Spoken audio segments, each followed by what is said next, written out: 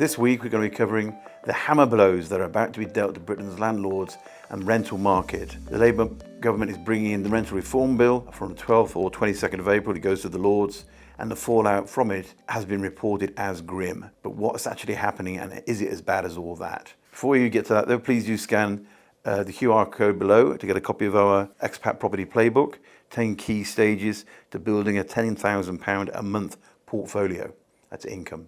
Okay, so this week the Telegraph reports that the new Labour government has promised to waiver reforms and the new regulations which will further tip the balance in favour of tenants and away from landlords. The government will soon get rid of assured short-hold tenancies, which were first introduced by Margaret Thatcher. These have let landlords set an end date on rental periods and evict troublesome tenants with 2 months' notice. A practice is now called Section 21. So they're getting rid of that. Basically, Mr. Awaab, who's head of the Landlords Association, said Mrs. Thatcher realised that landlords need to have more security, so Mrs. Thatcher brought it in. But now the opposite is occurring. If you want your property back, it's becoming a lot more difficult. If tax changes weren't bad enough, you've got all this incoming legislation which will really be the nail in the coffin, according to Mr. Awaab. Landlords can see the writing on the wall. The promise you'll get your property back has been broken. So that sounds pretty damning. You know, why would you want to be a landlord if you can't get your property back? So let's look in general what 2025 has in store for buy-to-let landlords. The Renters Reform Bill, or Rights Bill, is expected to become law in the spring. Under its terms, landlords will need to take back possession of the property using a Section 8, a piece of legislation that typically only used to recover substantial rent arrears. If arrears are small, as basically landlords tend to waive this, for the fear of racking up huge legal bills. With a Section 8, you can be subject to long court delays, so therefore you don't want to do it over trivial amounts. Landlords will also need to give an extra month's notice. A decision has been labelled another month's free rent for non-paying tenants. A review by estate agency Savills of 250 landlords found that the majority, 58% of them, cited this particular change as a significant concern. Other changes that allow tenants to stop paying rent to stay put for 3 months rather than the current 2, and then be granted a further 4 weeks notice before they have to leave. So that's 4 months of not paying rent. In addition, landlords will be banned from charging more than a month's rent in advance, a move the government has said will stop tenants from being discriminated against. Then we have Awaab's law, AWAABS, a legacy of the former Housing Minister Michael Gove. Awaab's law, which already applies to the social sector, will be extended to the private sector. It places time limits on how long landlords have to fix hazards in homes, giving them 14 days for investigation and a further 7 days to fix the problem. If they don't abide by this, they receive a formal notice, and if that is ignored, they could be fined up to £7,000 and could receive a banning or prohibition order if they repeat offend. Currently, private landlords do not need to complete repairs in allotted timeframes unless personally instructed by the council. Now, I know that is a problem because you see some of the sheltered accommodation that is absolutely shocking, and the landlords don't go in and fix it. And they're supposed to be landlords who are councils. You also do have it in private rental accommodation. It's very difficult to get a landlord in. As expats, quite often impossible. But we're looking at the UK here. So I think it's only fair that you should fix the place if there's something wrong. People shouldn't live in a place that's unhealthy, insanitary, and perhaps dangerous. So on top of that, we've got EPC targets. Labour has reinstated or revived the targets dropped by the Tories, which will require all rental properties to achieve EPC rating of C by 2030. When the last government proposed the same target, it consulted on a £10,000 maximum spend per property. Labour is yet to confirm whether it too will put a cap on it, on the landlord spending. Now, again, is that likely to be true? If you've got a place in Bayswater that's worth £1 million, then it's unlikely it's only going to cost you £10,000. If you've got a place up north, somewhere in Yorkshire or Lancashire, terraced house that's been around 100 years, £10,000 could be the cost of virtually putting a new roof on. It's a very arbitrary thing. And I think I've mentioned previously in Market Wraps, when I've done this myself and I've contacted my own EPC man at the council in Wales, they couldn't give me a clear answer of what needed to be done anyway, so therefore I couldn't even calculate what it would be done. And they only had 4 surveyors for all of Wales and the south of England who could come round and look at your property. So it's plainly badly managed.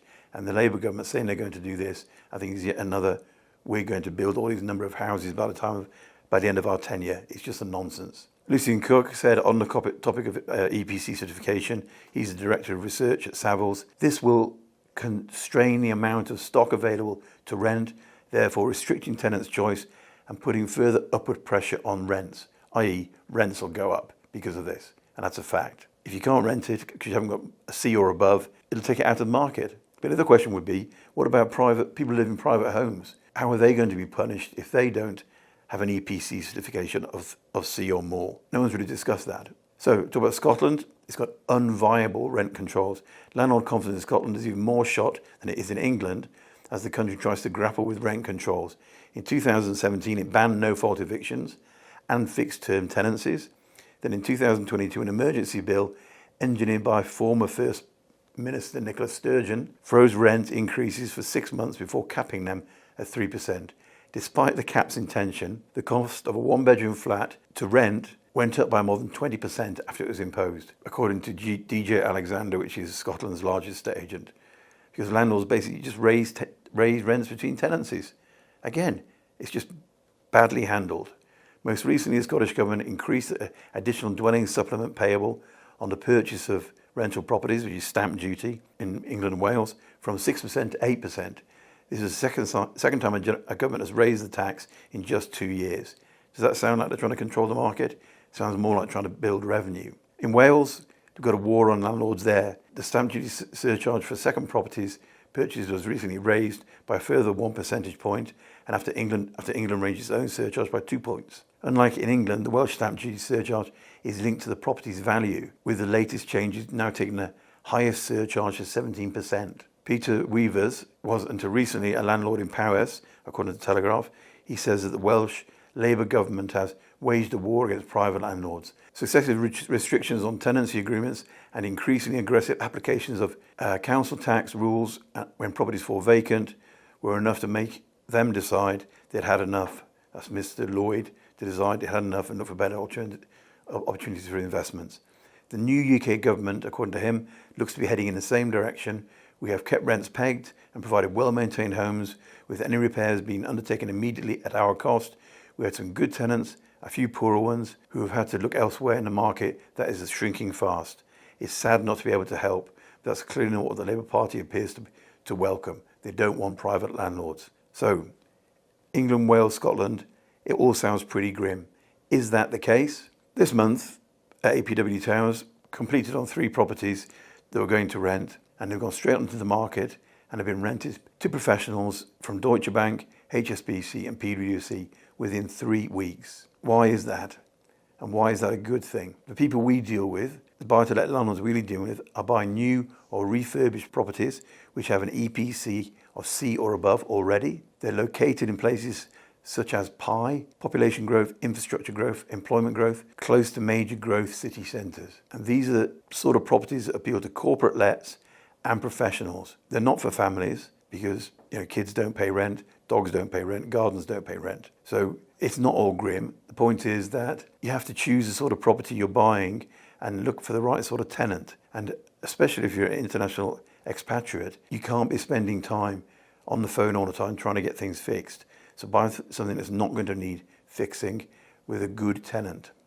That's it for this week. We've got a couple of questions, comments to answer from the last wrap. It's from Stuart Dodds, .property. Cheaper mortgages is exactly what us property investors need right now, for sure. I mean, it's interesting whether the Trump's tariffs, which it seems to back down on quite a lot already, are going to be forced through, and whether that would mean interest rates do fall. If a recession is likely in the UK, they will fall. They're already talking about reducing them in Australia. So I believe we will get cheaper mortgages. Anything between 2 and 4 cuts this year. Bonded Limited said, I agree. Tariffs are a negotiating ploy. It will take profitability from Europe and the Far East and give the advantage to the US. I don't expect interest rates to be reduced. Just the opposite. We've been in recession in the UK for months. Manufacturing has been dead, and this will pass. Diversifying to other asset classes rather than long-term lets, holiday lets, Airbnb, shops and residential, fully commercial, spreads the risk, and this is my current strategy. Yeah, I agree completely with having a diverse portfolio. It is important to look at that. Long-term buy-to-let can be tricky. Purpose-built student accommodation, they might be including that in some of these rent controls they're talking about. But each asset class has its own problems, and you really need to be a professional to do that. And I don't agree with that interest rates won't be cut. We might well have been in a recession, but it isn't actually a real technical recession thus far. Okay, Scaravelli Yoga. Hi Stuart, strange times indeed. I have 2 flats to remortgage in November. I want those rates to drop. You did say a while ago that it might not reduce my repayments too much though. So, well, I mean, interest rates, depends on what rate you've got it at the moment. If it's on a very good rate and it's going to go up, it may not cut it back at all. You just need to think about, start looking out into the market now and seeing what can be found and what you can do with it. Because there are a lot of mortgages out there that are quite good rates, and perhaps it's worthwhile, rather than using an existing mortgage provider, shopping around looking for others, or perhaps mixing it up and having more interest only and some capital repayment, split them into 2. So ways that you can manage the amount of money you're spending every month and take more money into your own control that you can then pay into the mortgage later if you wish to get it down. So there we go. There's no real certainty what's going on in the market. Donald Trump has certainly caused a few issues, but the point is that property as a long-term buy in a good location with a good tenant is always a good thing to do. And yes, diversity is important. Just be careful what you do diversify into, because holiday lets, they've had their tax status hit recently. Airbnb, they're controlling how much certain cities can do. Shops and residential, that's a bit more tricky. But there's good opportunities out there. Thank you for listening. Do take care. Cheerio.